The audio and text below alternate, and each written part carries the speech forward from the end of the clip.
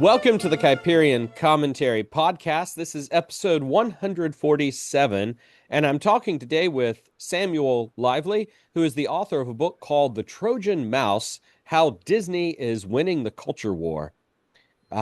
Sam, welcome to the podcast. Thank you for joining me. Thanks for having me on. All right. Do you want to tell us a little bit about your book?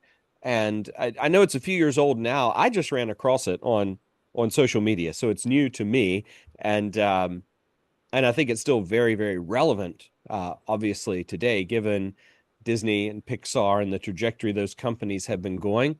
But could you just tell us a little bit about the book you wrote and what made you focus in on Disney as a particular hub of the culture war, and how you came up with the imagery of the Trojan mouse? Sure.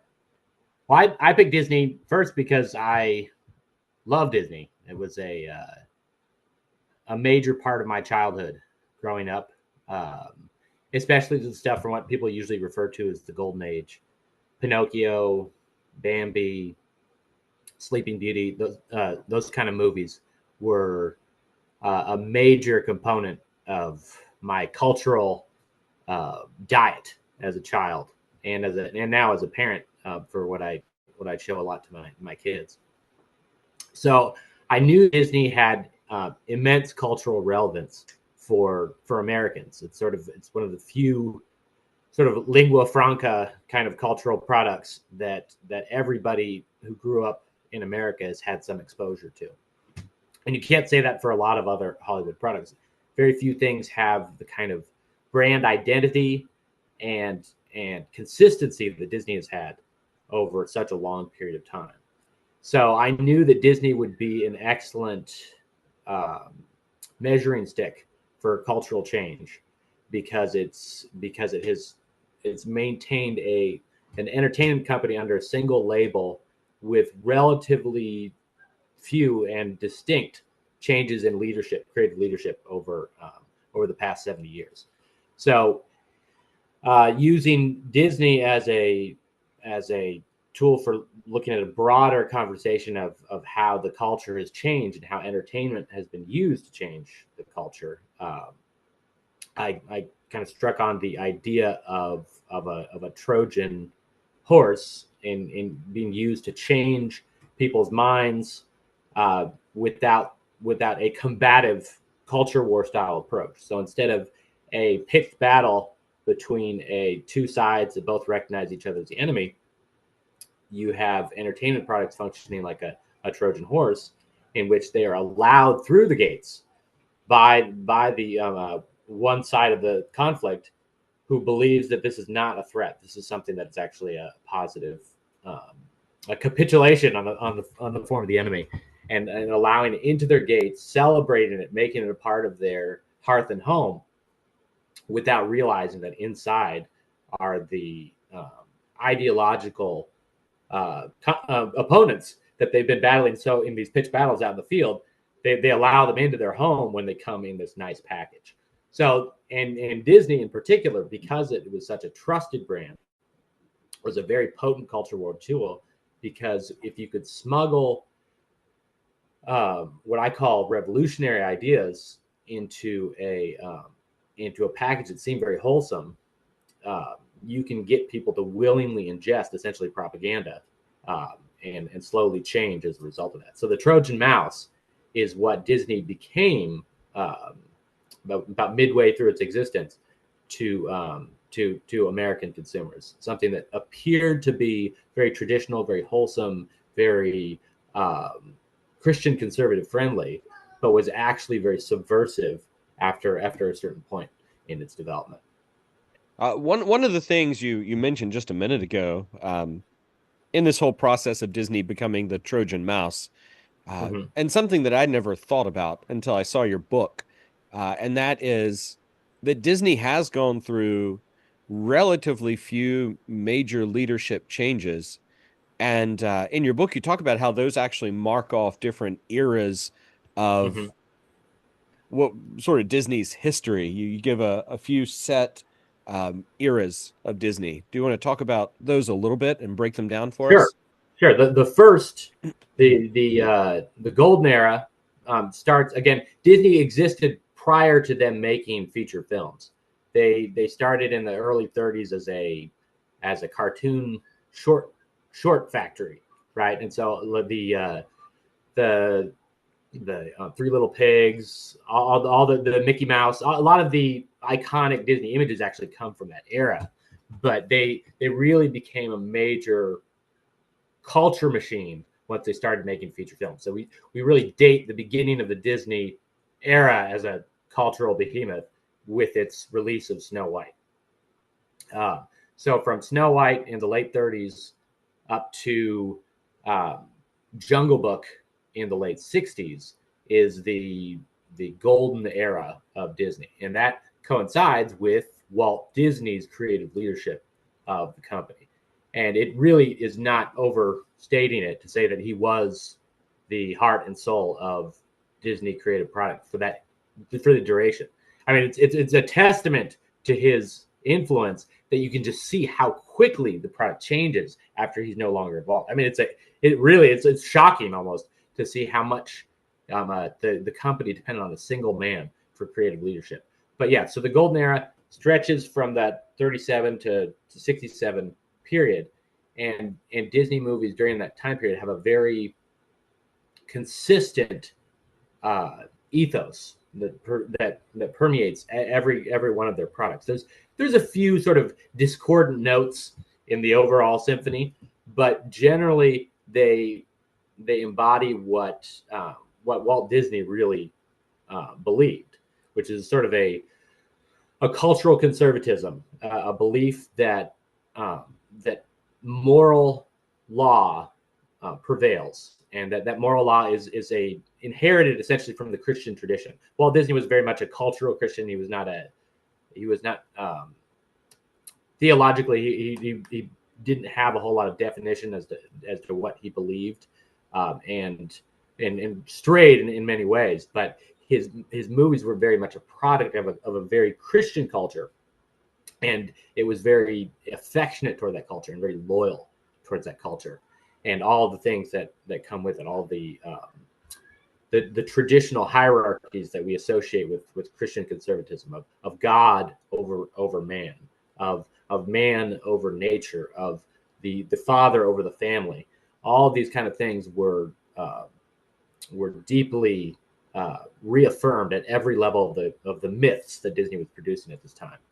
So you start the Disney epic with that golden age, and then with Disney's death, and the movies that were produced during his final years of being at the helm, you get a sudden shift into what we call the Disney Dark Ages, which is from the late 60s. The first movie in that chain is the Aristocats, which is sort of forgotten now, and for good reason. It's a very sort of a cheap. Again, it's not. I don't really want to diminish some of these movies because they're not inherently bad, but you can tell that the soul had kind of gone out of the machine. And from the Aristocats on through the early 80s with movies like The Fox and the Hound, The Black Cauldron, and a lot of the famous live action movies from that time period too, like the Shaggy DA movies that were they turned almost into either slapstick Saturday morning cartoons with very little substance, or they became very maudlin, very sentimental, sort of weepy stuff like Fox and the Hound, or again, some other specific examples are escaping me. But again, it's called the Dark Ages because without creative leadership at the helm, they just sort of tried to drift on the Golden Age's momentum without understanding necessarily what made those movies so potent as cultural contributions, and they just became sort of a shell that had the cutesy accoutrement of Disney without any of the mythic heart. And then so as a result of that loss of creative leadership, the Disney really was trending downwards in cultural influence, became the target of a very almost successful hostile corporate takeover, where they were going to take Disney, and what was going to happen to Disney was, like a lot of other Hollywood companies, was going to get parted out. So the amusement parks were gonna become a separate entity. The movies were going to get sold off into some other conglomerate. The animation division was going to be completely shut down, and the traders were gonna profit off it. So that we was rescued from that by a Roy Disney, Walt Disney's nephew, and a Hollywood trio that were going to come in and provide that missing creative leadership. So you had Michael Eisner and Jeffrey Katzenberg, who were they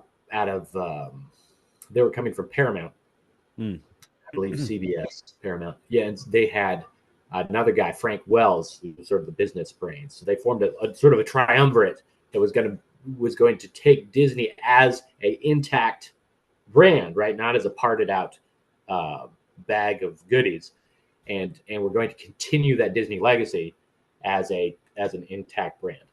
And so that marked the change from the Disney Dark Ages into what has now been called the Disney Renaissance, when Disney reemerged as the dominant family-friendly entertainment studio in Hollywood, and really the premier studio in Hollywood from that time. Eisner and Katzenberg are really the ones who are most credited with that revival. But with that came, Eisner and Katzenberg were very much ideologically aligned with the rest of secular Hollywood. Up to that point, Disney had been sort of like this last refuge of wholesome Christian conservative friendly product, and it lost a lot of quality and lost a lot of the soul of that conservatism over the 70s, but it was still generally innocent. It was free from a lot of the contagion that had been swept through Hollywood from the late 60s up to the 80s, when sex, drug, and rock and roll were the dominant cultural themes for all of Hollywood products. And so they brought that ethos, that revolutionary ethos, but they were trying to inject that now into a family label. So what you got was this hybrid of Disney family orientation in terms of market, but revolutionary, anti-Christian, progressive, libertinistic, sexual and moral chaos, right? Being injected into these family-friendly packages. And there's a sort of a transition period where you have a bunch more sort of movies that more belong thematically to the Dark Ages or even to the Golden Era in the mid-'80s. But then starting with The Little Mermaid, we start to see that new hybrid philosophy emerging. And so from Little Mermaid to Aladdin, so Little Mermaid, Beauty and the Beast, and Aladdin, 3 huge hits, create the sort of new hybrid where we have Broadway style music and morality. Right. Talk a little bit about, if you would, sort of the subversiveness of those movies, because that's when I was a kid. They were coming, they were huge, and parents generally treated them as like, this is the family-friendly, safe entertainment. No worries there. What are some of the subversive themes being worked into The Little Mermaid, Aladdin, Beauty and the Beast? Yeah, and let's consider what type of stories those are. Those are classic Disney targets, right? Or source material. You have got the Hans Christian Andersen Little Mermaid fairy tale. You've got Beauty and the Beast, which is like a major tale in the Western canon, and then you've got Aladdin from the Arabian Nights. So again, all part of the general cultural heritage that's been passed down, right? So these are stories that reverberate with our traditions in a lot of senses, and there's a chance there to reaffirm sort of traditional Christian values within those. But what they did was they used each of those stories progressively, really, to introduce some sort of chaos agents into the mix. So Little Mermaid actually would defend, because Little Mermaid is so early in that ideological succession, that it actually sort of defaults to a cautionary, tragic reading of the changes coming out. So in Little Mermaid, you have the rebellious teenage daughter versus the patriarchal, almost godlike Triton. And the dispute is she going to be allowed to follow her heart, or is she going to have to submit to the authority of her father, to the responsibility she has to her people, right? And so she, of course, rebels, makes a deal with the devil, essentially, signs up with this contract to try to get what she wants, right? To follow her heart and try to get her to pursue this forbidden romance. And because of that deal with the devil, right? There's sort of an understanding that this is going to be a question: is she going to be affirmed for this choice, or is it going to be shown to be a tragic mistake, a fall? And by making Ursula she's actually modeled after a drag queen. There's a drag queen known as Divine from that era, who Howard Ashman, the composer, provided the music for Little Mermaid. It was really a creative genius. He instilled all of that gay Broadway energy into this character of Ursula, who was tempting this product of a traditional culture to try to enter this new world. But again, because of the nature of the story, and because they weren't willing to subvert that story completely, it ends up being a tragic decision. It ends up ruining her father, putting the whole world in the hands of this evil, vengeful, revolutionary personage in Ursula, who wants to take power to herself, overthrow every hierarchy, and usher in this new revolutionary world. And so again, that's as a morality tale, it feels very conservative, even though you can start to sense what's coming next. And that's what we see in Beauty and the Beast. Where in Beauty and the Beast, we have the same sort of dilemma. We have the heroine who is trying to throw off what she views as sort of oppressive cultural norms in her little village. And here for the first time, instead of that decision being tragic, it becomes a heroic decision in Beauty and the Beast, right? In which she is the only one who can see in the Beast this cursed object, not a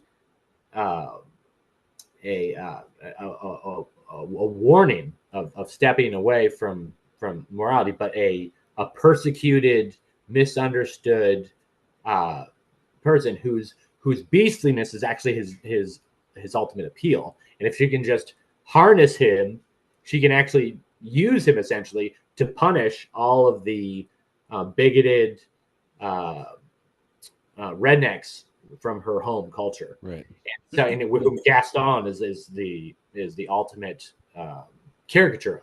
And so by having the Beast overthrow the archetype of the village masculine leader, she is able to become part of this new ruling class with her and the Beast, right? King and queen of this new established order in which the provincials are thrown out and this new sort of cosmopolitan elite can rule over the world. So from that transition from Little Mermaid to Beauty and the Beast, although they feel very thematically similar, the difference is in one, the revolutionary party is evil, and in the second one, the revolutionary party is the heroic one, the one who's in charge of the new order.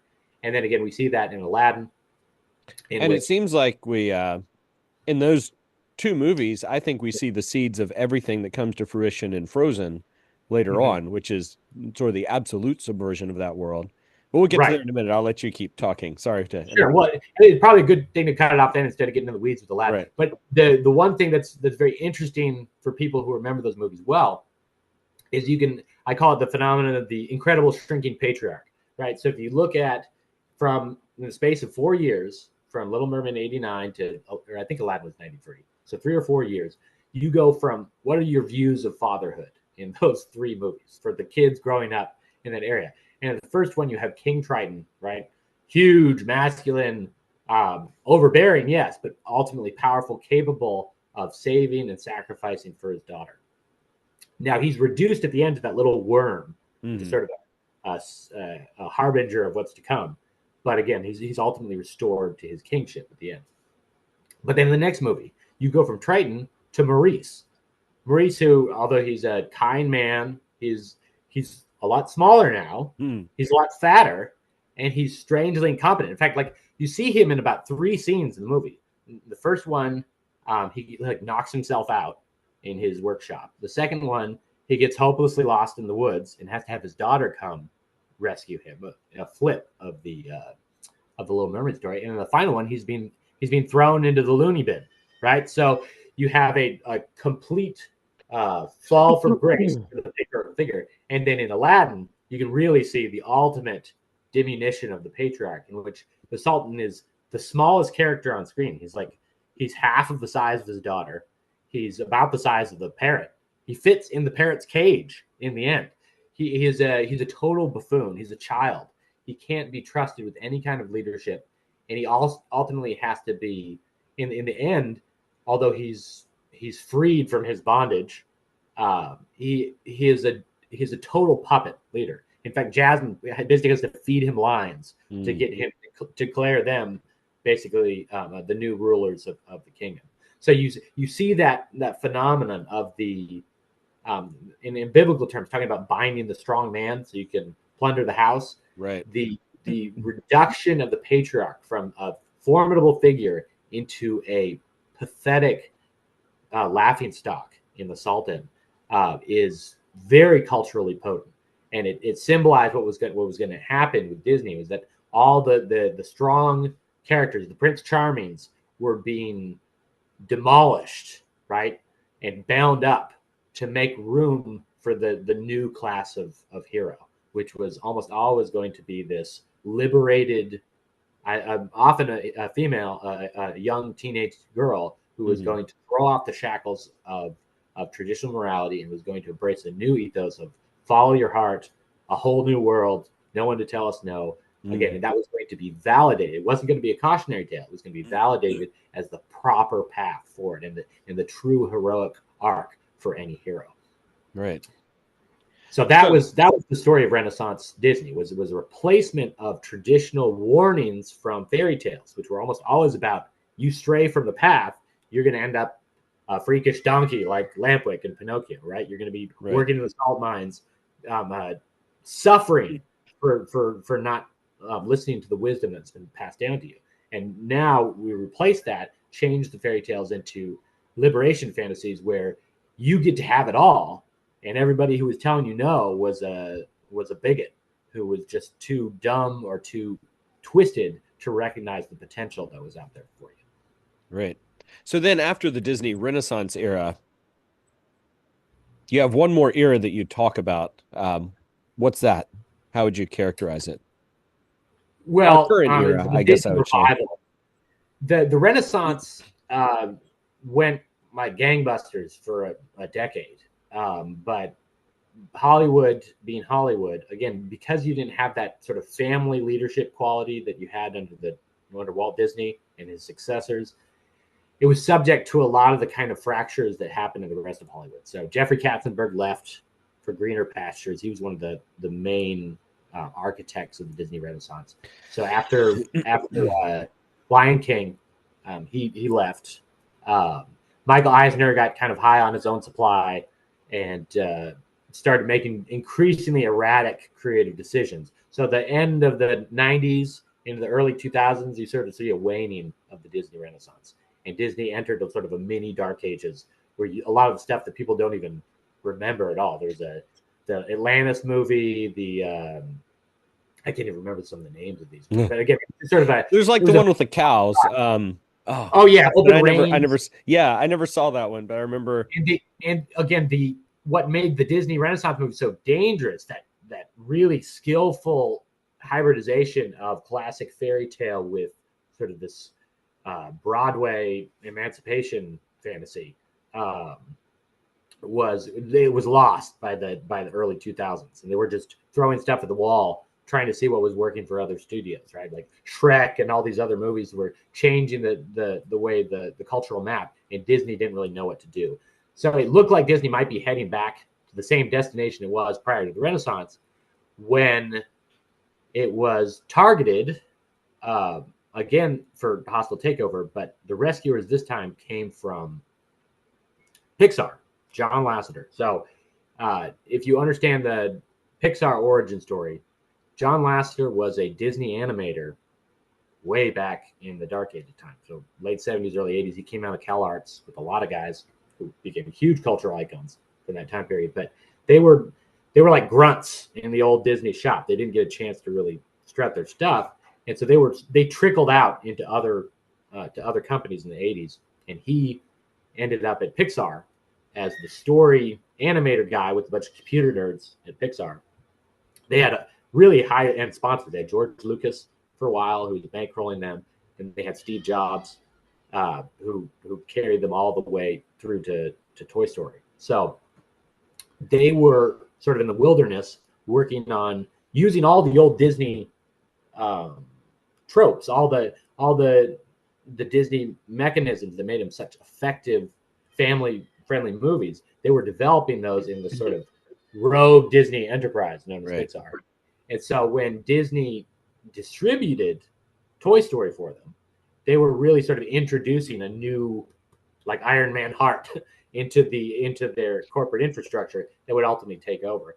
So just as Pixar was about to get booted out by Eisner because he wanted the turf all to himself, they basically flipped the script on him. They kicked Eisner out, put in more of a corporate style leadership, and gave John Lasseter creative leadership of the animated movie division. So the late 2000s is when you start seeing his creative direction sort of take the company in a new place. So that's where you get Tangled, Princess and the Frog, much higher quality stuff than was coming out in the early 2000s. And for a while, it seemed like Disney was heading back towards sort of a conservative refuge within the hyper progressive Hollywood sea. And so, but that only lasted a couple of years when the Great Awakening broke out. And so what you saw was, with all these Gen X and millennial creative minds starting to come of age and starting to take a little bit more of the reins from the earlier generations, they were really, really looking to challenge the old moral norms. And again, it's weird thinking that they were challenging it, because again, Hollywood had been totally subversive for decades at this point. But they took it to a new level, and the wokeness really isn't anything new. It's just sort of an extra zealous sort of reformation of older progressive beliefs. And so come around Frozen's release, which I think was around 2013, is when we see Lasseter start to lose hold, and the people that he brought in as fresh blood start to pick up where the Renaissance left off. And Frozen, as you already pointed out, Frozen represents an amplification of all the messaging that we saw in Beauty and the Beast. In Frozen, it's on steroids at that point. Yeah. It's direct attacks. It's subversive because, again, it's using a Hans Christian Andersen, or is it a Grimm? I can't remember who was. I think it was Hans Christian Andersen who had the original Snow Queen fairy tale. But I'll buy it. I don't remember. It is high. It is very, very directly seeking confrontation, and smashing those old norms with as much force as it can muster. Right. So, and also during that time frame, you see Linda Wolverton, the screenwriter from Beauty and the Beast, who, again, very, very open about what her intent was. If you go and read back her interviews, she talks about what she was doing in Beauty. It was not a secret. I mean, it was a secret to the people consuming it, but within Hollywood, it was not a secret what the people were doing, using Disney as a skin suit for revolutionary propaganda. But so Linda Wolverton also was brought back into the company at that point, and she was the one who did um, Malevolent. What's the name of? I can't remember the name of Maleficent. Maleficent. There we Right. go. Maleficent. And so she was, which is a huge hit at the time. People have kind of forgotten about it because 3D was sort of a fad, but it made, I think it was one of the top 10 grossing movies of that year. And so Linda Wolverton began the live action remake phase with Maleficent, while simultaneously Jennifer Lee with Frozen was starting a new realm of these computer animated Disney fairy tales. So those two sort of twin currents, you saw within the span of 10 years just outright corrosive subversion of every conservative pillar, right? Every what I call loyalist, like loyal to the way things used to be, was being flipped and replaced very explicitly with the revolutionary alternative. Right. So we can talk about one of those if you want. I like to use Wreck-It Ralph, even though it's kind of somewhat obscure compared to Frozen. Right. But I like to use Wreck-It Ralph because it's so clear what they were attempting, and that was the launch point for Jennifer Lee, who was the ultimate creative mind behind Frozen. So we can pick either one of those that you want to talk about. Well, I was thinking we've spent a lot of time kind of talking about the history Sure. and the development of the subversion. I'd almost like to shift a little bit to a more practical response kind of focus in our last minutes here. And I'm going to point people to your book, by the way, and put a link under the video so people can go and check that out on Amazon and get a copy. But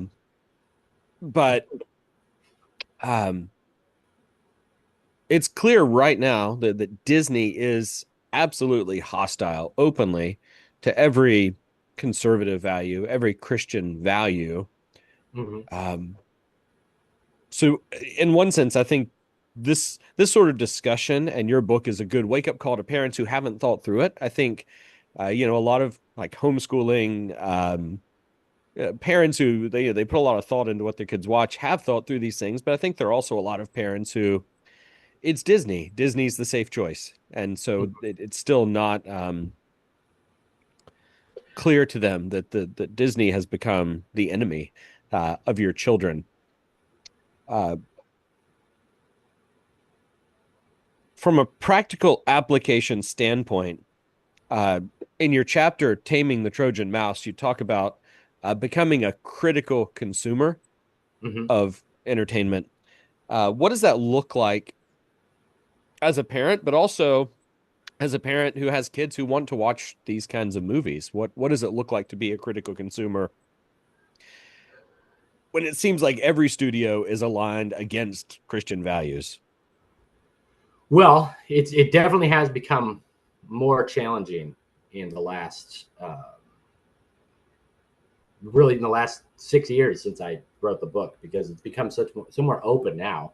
I mean, the Trojan Mouse is not Trojan anymore. It's just an open assault now. It's just within the gates. So it's just chopping up everything, and they're not even bothering to hide it anymore. So my critical consumption idea is much more when there is some subversive content, how to bring that to the surface. When that's already at the surface, your job is kind of done for you. You should be able to look at it and say, like, okay, I don't want to show that to my kids, and shut it down immediately.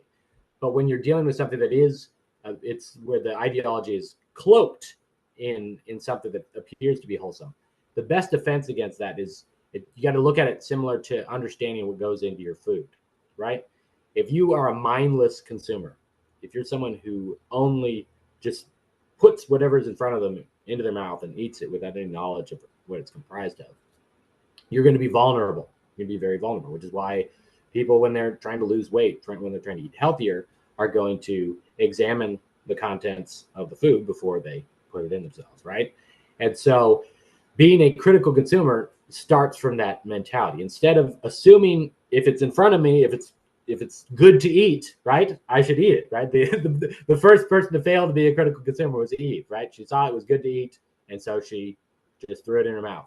Consequence, who cares about consequence? It looks good to eat.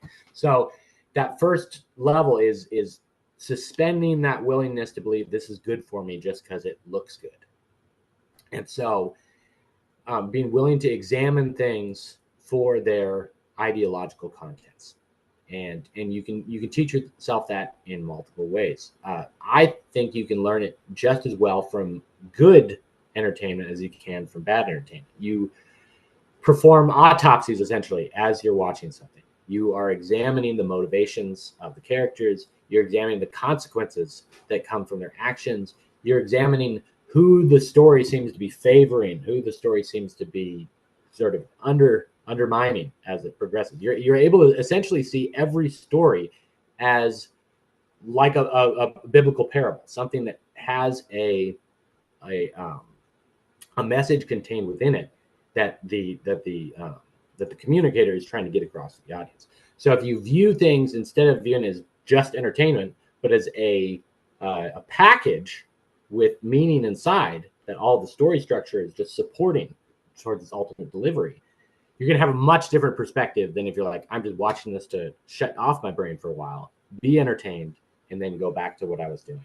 So that's the first step. The first step is to change that perspective. I'm not just going to eat whatever's put in front of me. I'm not going to view entertainment as a free babysitter for 2 hours or as a total relaxation device for me. I'm going to view it as a conversation with the creator, and a conversation that could lead to me agreeing with it and affirming what it says, or me pushing back forcefully and saying, no, I reject that. That is not what I believe. That is not true. That is not correct. And that shift is going to make a big difference in how you perceive things. Shifting out of the I'm just open container to be filled with this movie, but rather as I'm an active consumer who is only allowing in what fits with my internal mythology. That's going to make a big difference right there. Right. How does that work with your kids? Because most Disney movies are geared toward younger children. They want to get the little kids. You could probably have a good worldview discussion with your 11-year-old, 12-year-old. At that point, they're really starting to be able to reason. But below that, I mean, you have to tell them what's good and bad, and they're not going to be discerning. So would you say, well, these movies we just don't watch with our kids, or is there another tactic you would take? There are certainly movies that I just would not watch with my kids at this point. Really, I don't trust anything that I haven't already seen after 2015. That was sort of a inflection point for all children's material. Where again, it isn't even just subversive messages. It's just like LGBTQ content just shoved right in everybody's face. Just very, very aggressive stuff that came out after that. Not so much Disney necessarily, but with Disney, it started too. Disney was a little later to that party. I think. Well, certainly, I've found even with children's books and YA books, after about that time period, there's always a gay character. There's always, some sort of something being pushed on you. So for things like that, there's no value in watching that as even as a critical consumer, because its content is just inherently offensive. It doesn't, there's no value other than maybe with older kids for discussion purposes, you can do that. But for younger children, no, I don't see any point in subjecting your younger children to that. And so you have to be very good at pre-screening stuff. And then for stuff that is more marginal, right? Like I don't prevent my kids from watching movies like Aladdin or anything like that, but I don't want to watch it with them, right? I want to be a part of that experience with them. And I'm not shutting it down to like, oh, do you see here the philosophical currents that are underneath this magical carpet? No, it's not so much that, but it's a chance, even just with small questions, like in terms that they can understand. Like, do you think it was okay for her to disobey her dad right there? I mean, what would happen if you did that, right?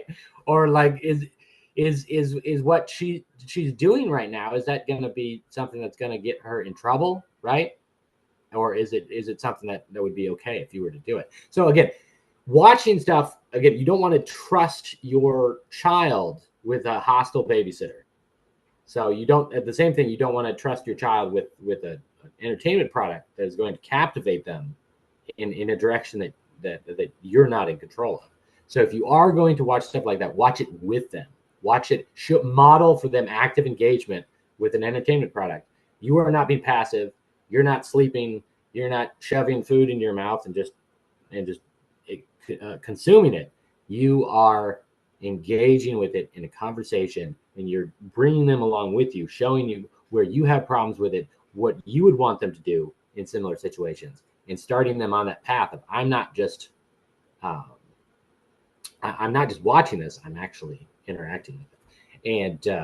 And I've had good luck with that with my children, and a mix of curation, pre-screening stuff that you absolutely don't want to see, and then stuff that is more marginal, consuming it with them in a place where you're able to interject whenever you can see it's guiding them in a place that you wouldn't want them to go.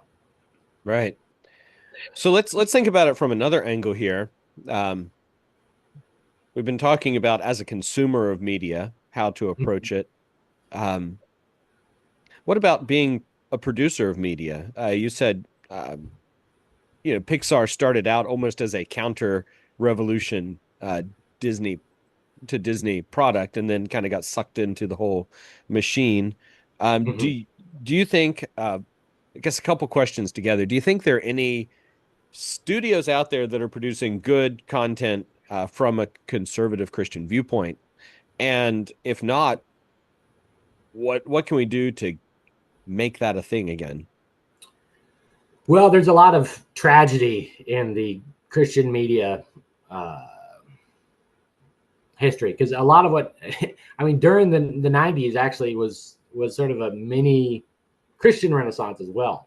You had a lot of surprisingly successful Christian enterprises. Big Idea launched in the 90s. In a lot of ways, they actually beat Pixar to the punch, which is astounding when you consider that Pixar had George Lucas and Steve Jobs, probably the two biggest names in all of entertainment and electronics, backing them. And Pixar was like two Midwestern guys making stuff with like basement level software. They were really, really out there, and they managed to make this huge impact. But Christian media has always struggled to get out of its sort of Sunday school limitations, right? And there's a whole host of reasons. I don't want to get too rabbit trailed off on that, but I haven't seen any. The closest I've seen to a successful breakout into mainstream culture, other than Big Idea for a little bit before they tragically collapsed in on themselves, was Mel Gibson's brief interlude as as the most unexpected voice of Christian prophecy in the mainstream. So with Passion of the Christ, right, you had this independently produced Christian blockbuster, which spoke in a language completely unlike Christian film, right? It was not a Sunday school lesson. It was a hardcore, bloody historical epic. It was much more akin to Gladiator than it was to Jonah and the Big Whale or Jonah and the Big Fish. I forget the name of the.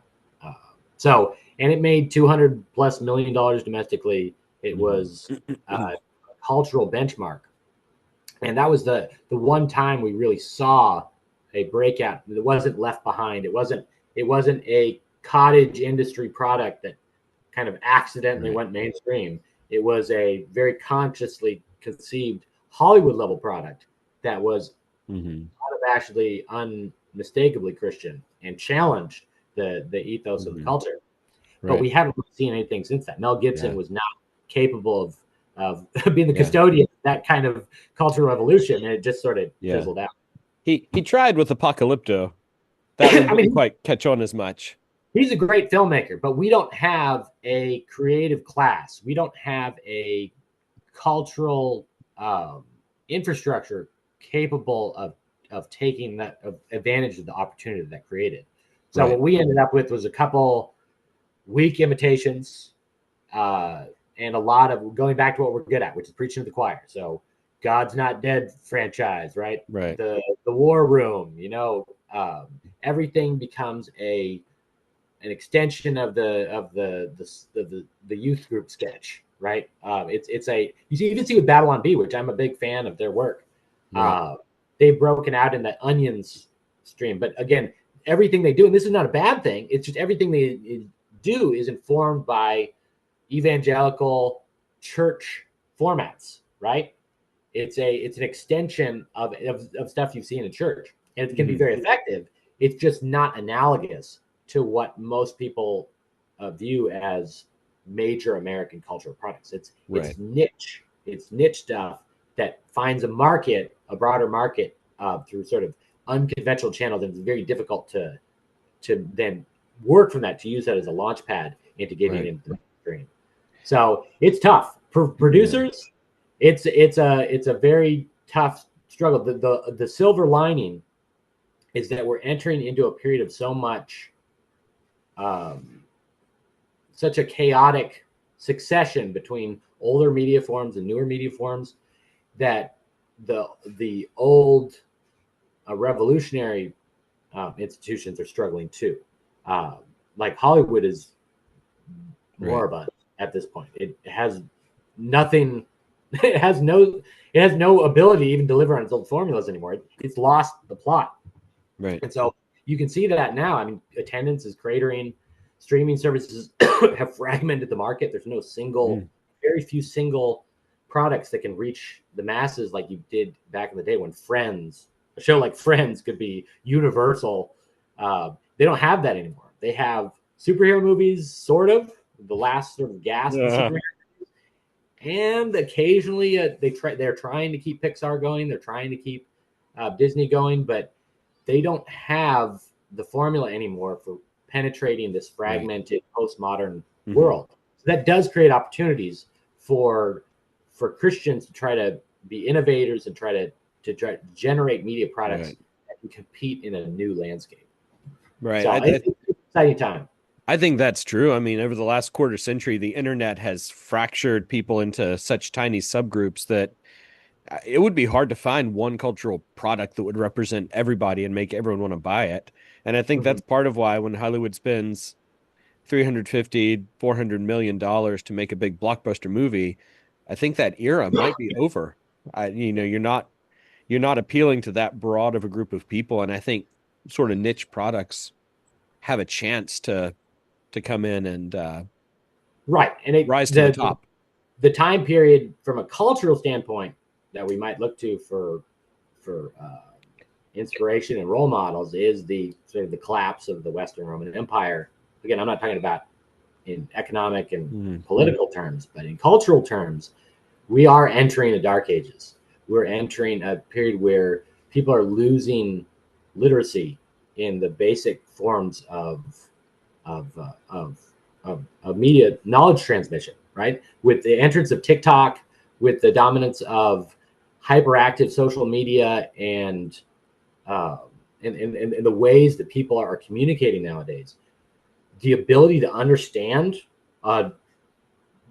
reality as part of an epic, as part of a mythological sweep, right? To even understand the biblical narrative, much less its competitors, is rapidly eroding. People don't have the ability to parse together more than like small little memes of meaning. And so it's not just a opportunity, but it's an imperative for Christians to step into the gap, because we're going to be dealing with generations that not only are being raised in a hostile anti-Christian environment, but they're being raised in an environment that's clouding them from being able to see any kind of meaning. And so if we don't step into that gap, if we don't provide views of the whole truth, right? Of life as a long narrative with a beginning and an end, with a good and an evil, right? Then no one is going to do that in the current environment. Right. And it's a very scary thing to have your children being raised up in an environment where not just the wrong ideas about good and evil are being expressed, but an incapacity to even understand what good and evil is becoming the dominant cultural frame. Right. And so I feel like Christians really need to step up with our own kids. We need to teach them how to understand narrative, how to relate what they believe in their hearts with what they communicate as their worldview, is what they communicate as how the world works. They need to be able to make that connection, and they need to be able to make that connection with other people, to be able to communicate to them, this is truth. This is how we are to proceed with our lives. This is how we are to look back at our past and understand where we are today. Right. We need to be out there. We need to be the ones teaching people how to do that, because everyone else is losing the ability to do so. Right. Well, Sam, I think that is actually a great note to wrap up on, and a good exhortation for our listeners. So I think we'll wrap up there, and I'm going to encourage you all. I'm going to put the link to Sam's book in the notes under the video. You can go there. You can check it out. The book is The Trojan Mouse. And Sam, thanks for joining me for this conversation today. Absolutely. Appreciate you having me on.